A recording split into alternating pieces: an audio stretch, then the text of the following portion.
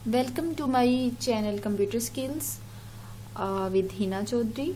आज मैं आप लोगों को सिखाऊंगी कि माइक्रोसॉफ्ट एक्सेल जो है वो हम किस तरह से ओपन कर सकते हैं, किस तरह से उसके अंदर वर्किंग करते हैं, उसकी जो सेट ऑफ इंस्ट्रक्शंस हैं वो किस तरह से यूज़ करेंगे और इसका इंटरफेस क्या चीज़ है, आज हम ये देखेंगे। मैं आपको पहले सबसे ये बता दूं कि माइक्रोसॉफ्ट एक्सेल को ओपन कैसे करना है। तो माइक्रोसॉफ्ट एक्सेल को ओपन करने का मेथड ये है कि आप सर्च बॉक्स के अंदर यहाँ पर लिखेंगे MS एक्सेल। जैसे ही आप ये लिखेंगे MS एक्सेल तो आपके सामने जो है वो शो हो जाएगा लिखा हुआ एक्सेल। जैसे मैंने इस पर क्लिक किया है तो ये विंडो ओपन होके मेरे सामने आ गई है। तो ये देखें आपके सामने इसका इंटरफेस ओपन हो चुका है। लेकिन इसको स्टार्ट करने से पहले मैं आप लोगों को थोड़ा सा बताना चाहती हूँ कि माइक्रोसॉफ्ट एक्सेल क्या चीज़ है। माइक्रोसॉफ्ट एक्सेल एक पैकेज प्रोग्राम है जो कि कंपोनेंट है माइक्रोसॉफ्ट ऑफिस का। ये माइक्रोसॉफ्ट कंपनी की प्रोडक्ट है माइक्रोसॉफ्ट ऑफिस, और माइक्रोसॉफ्ट ऑफिस का जो पैकेज प्रोग्राम है, डिफरेंट पैकेज प्रोग्राम्स हैं। कम्युनिकेशन के लिए अलग है और प्रेजेंटेशंस बनाने के लिए कुछ डिफरेंट सॉफ्टवेयर है। इसी तरह से कैलकुलेशंस के लिए जो सॉफ्टवेयर है वो है माइक्रोसॉफ्ट एक्सेल। इस वीडियो में मज़ीद आगे बढ़ने से पहले मैं आप लोगों से रिक्वेस्ट करूंगी कि अगर आप लोगों ने मेरे चैनल को सब्सक्राइब नहीं किया तो प्लीज़ मेरे चैनल को सब्सक्राइब करें और इसके अलावा बेल के आइकन पे भी क्लिक करें ताकि मज़ीद आने वाली अच्छी अच्छी वीडियोस का नोटिफिकेशंस आप लोगों को मिलते रहें। Thank you.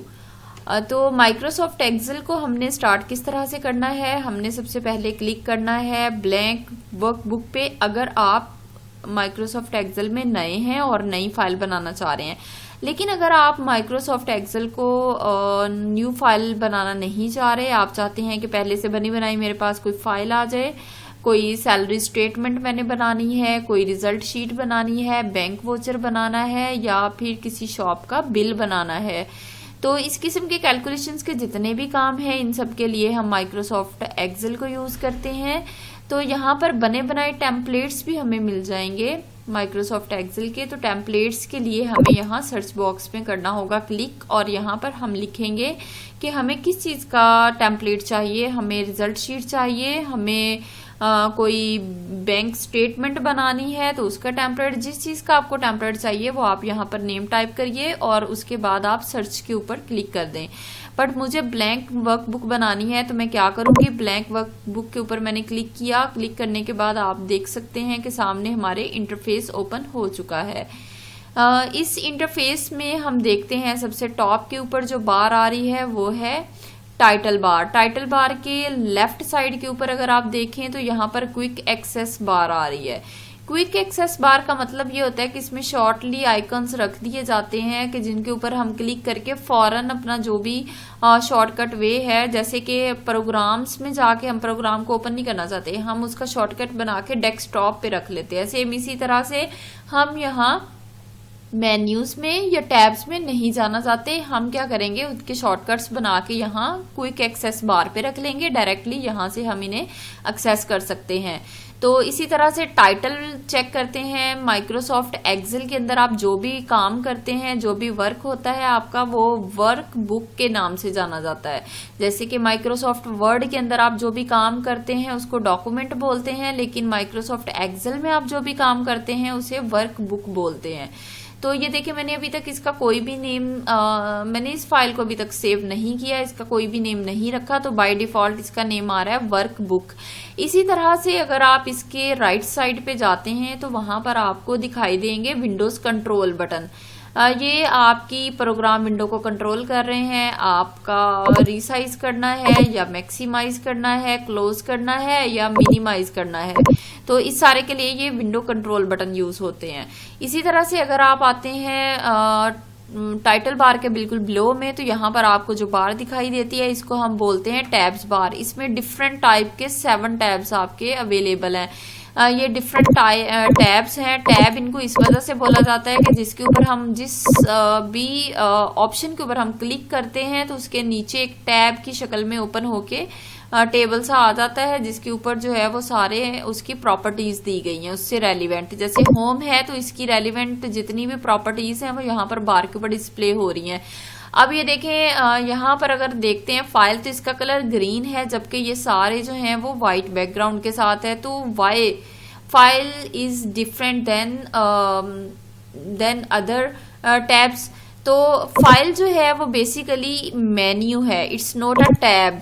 क्यों मेन्यू है? क्योंकि जिसके ऊपर क्लिक करने से ड्रॉप डाउन लिस्ट ओपन होती है उसे हम बोलते हैं मेन्यू, और जिसके ऊपर क्लिक करने से नीचे उसकी प्रॉपर्टीज खुल जाएं टेबल की शक्ल में उसे बोलते हैं टैब्स।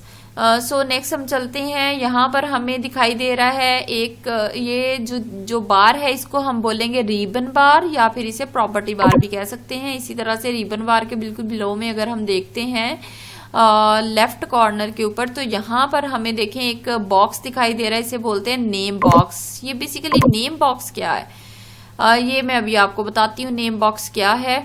इसी तरह से अगर आप राइट साइड पे देखते हैं नेम बॉक्स के तो यहाँ पर एक आपको बार दिखाई दे रही है जिसके ऊपर कुछ आइकन्स बने हुए हैं, आगे ब्लैंक है। तो ये है फार्मूला बार। ये फार्मूला बार क्यों यूज होती है ये भी अभी मैं आपको बताती हूँ।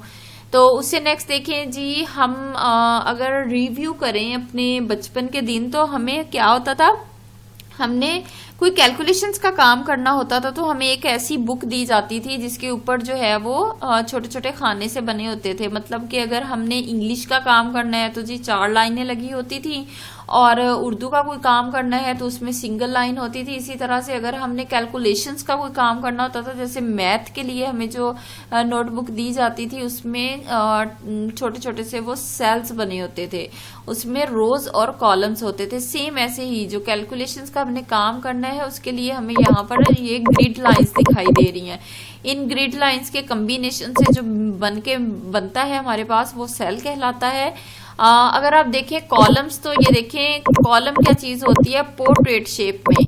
इसको बोलते हैं वर्टिकल इंफॉर्मेशन ऑफ वर्कशीट। एक वर्क बुक के अंदर जैसे कि माइक्रोसॉफ्ट वर्ड के अंदर पेजेस थे, लेकिन माइक्रोसॉफ्ट एक्सेल के अंदर क्या चीज है, यहाँ पर शीट्स होती हैं, यहाँ पर पेजेस नहीं होते। तो ये देखिए टॉप के ऊपर आपको जो कॉलम के नेम दिखाई दे रहे हैं ये अल्फाबेटिकली हैं। इसी तरह से जो रो के नेम दिखाई दे रहे हैं वो न्यूमेरिकली हैं। तो हमेशा रो के जो नेम होते हैं वो न्यूमेरिकली होते हैं और कॉलम के जो नेम होते हैं वो अल्फाबेटिकली होते हैं। तो कॉलम और रो दोनों आपस में मिलके सेल बनाते हैं। तो ये कौन सा सेल है, इसका क्या नाम है इस सेल का, तो इसका नेम देखिए यहाँ नेम बॉक्स में दिखाई दे रहा है। अगर मैं काफी ज्यादा सेल्स को सिलेक्ट कर लेती हूँ यहाँ पे ड्रैग करते हुए माउस की मदद से, तो देखिए यहाँ पर जो है वो स्टार्टिंग सेल का नेम, अगर मैं इसे सिलेक्ट करके रखती हूँ, मैंने अभी माउस को होल्ड किया हुआ है, अभी मैंने उसे रिलीज नहीं किया, तो आप देख सकते हैं सामने जो मेरी जितने मैंने सेल सिलेक्ट किए हुए हैं वो उन दोनों को दिखाई दे रहा है। तो हमेशा जो है वो कॉलम का नेम पहले आता है। जब भी हम किसी सेल का नेम लिखते हैं तो कॉलम का नेम पहले आएगा और रो का नंबर बाद में आएगा। रो का हमेशा नंबर होता है और कॉलम का हमेशा नेम अल्फाबेटिकली होता है। तो ये देखें इन दोनों रो से पहले और कॉलम स्टार्ट होने से पहले देखें एक छोटा सा बॉक्स बना हुआ है। ये बॉक्स क्या है, इसे बोलते हैं जीरो कॉलम। जैसे ही इसके ऊपर क्लिक करते हैं तो आपकी इंटायर शीट सिलेक्ट हो जाती है, मतलब कि आपकी पूरी शीट आप यूं सिलेक्ट कर रहे हैं, आपको पूरी शीट सिलेक्ट करनी है। तो बजाय इसके कि आप ड्रैग करके करें, आप क्या करेंगे, आप जस्ट जीरो कॉलम पे क्लिक करेंगे और आपकी पूरी शीट सिलेक्ट हो जाएगी। ओके, तो नेक्स्ट हम चलते हैं जी नेक्स्ट बार की तरफ। तो नेक्स्ट है इसमें स्टेटस बार। स्टेटस बार से पहले अगर आप देखते हैं तो यहाँ पर शीट्स की भी स्टेटस आ रहा है कि यहाँ पर बाय डिफॉल्ट शीट 1 आ रहा है इसका नेम। हम जब पहली शीट के ऊपर काम करने के बाद नेक्स्ट एक और शीट पे काम करना चाह रहे हैं तो प्लस के ऊपर क्लिक करेंगे तो ये नेक्स्ट हमारे पास शीट आ जाएगी, इसके ऊपर भी हम वर्किंग कर सकते हैं। ऐसे ही अगर आप देखते हैं स्टेटस बार तो इस पे आप देखें कि बहुत सारे व्यूज आ रहे हैं। फर्ज करें गलती से आपसे यहाँ पे क्लिक हो गया, यहाँ पे हो गया, यहाँ पे हो गया, तो आपका लेआउट चेंज हो गया। अब आप परेशान नहीं हुए, आप सबसे पहले व्यू में जाएं और यहाँ नॉर्मल व्यू पे क्लिक कर लें। कभी इस तरह से भी व्यू आ जाता है, कभी ऐसे भी आ जाता है, कभी ऐसे भी, तो परेशान नहीं होना। तो आपने क्या करना है, आपने सिंपली व्यू मेन्यू टैब में जाना है और यहाँ नॉर्मल के ऊपर क्लिक करना है तो आपकी नॉर्मल शीट डिस्प्ले हो जाएगी। अगर हम इसके जूम की बात करते हैं तो इसका जो मिनिमम जूम साइज है वो कितना है, maximum by default zoom size 100 है, मिनिमम जूम साइज इसका है 10%। और मैक्सिमम जूम साइज इसका कितना है, मैक्सिमम जूम साइज इसका है जी 400%। तो ये जूम साइज का मतलब क्या होता है कि आपको जो चीज आपने इसके अंदर लिखी हुई है ना, फर्ज करें मैं यहाँ पर लिखती हूँ इक्वल साइन 2+2, मैंने 2+2 लिखा है और मैंने इसे एंटर कर दिया, और मैंने जैसे इसको एंटर किया तो आप देख सकते हैं मैंने 2+2 किया था तो इसकी वैल्यू जो है वो प्लस होके मेरे पास आ गई है, 4 मेरे पास इसका आंसर आ गया है। तो लेकिन मैं ये देखना चाह रही हूँ कि इस सेल के अंदर मैंने कौन सा फार्मूला लगाया था, तो वो फार्मूला हमें फार्मूला बार पे दिखाई देगा। मैंने अभी थोड़ी देर पहले आपको कहा था मैं फार्मूला बार के बारे में बताऊंगी, तो यही है कि आप जब भी किसी सेल के अंदर कोई भी फार्मूला लगाते हैं तो वो फार्मूला आपको कहाँ पे दिखाई देता है, वैल्यू एग्जैक्ट आपको सेल में दिखाई देती है, लेकिन उसके बैकग्राउंड में जो फार्मूला लगा हुआ है वो आपको दिखाई देगा फार्मूला बार में। ओके, तो आज हमने माइक्रोसॉफ्ट एक्सेल का इंट्रोडक्शन देखा है, इसके इंटरफेस का इंट्रोडक्शन देखा है। इंटरफेस क्या, it's a combination of different functions. Interface is a combination of different functions. यहाँ पर बहुत सारे फंक्शंस का कम्बिनेशन है जिसको हमने यूज करना है और हमने अपनी स्टेटमेंट्स बनानी है। इंशाल्लाह मिलते हैं नेक्स्ट वीडियो के अंदर नेक्स्ट लेक्चर के साथ।